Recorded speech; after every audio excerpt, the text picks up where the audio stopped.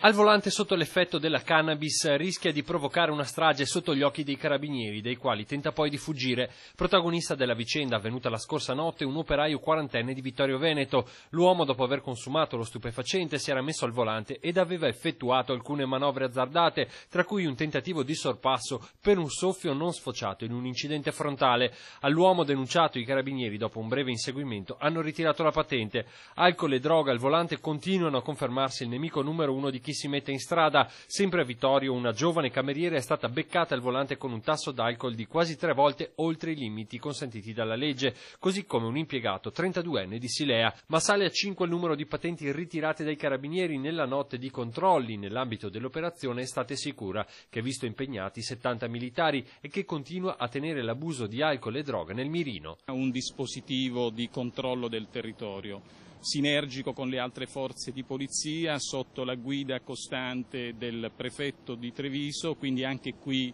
nella Marca l'Arma dei Carabinieri sicuramente garantirà la propria presenza. Durante i controlli i carabinieri a Pezzan di Istrana hanno scoperto anche una piccola piantagione di marijuana nei campi. La segnalazione era partita da alcuni residenti che avevano notato dei ragazzini i quali si aggiravano con fare sospetto nella zona. Ragazzini poi dileguatisi in scooter prima dell'arrivo delle gazzelle.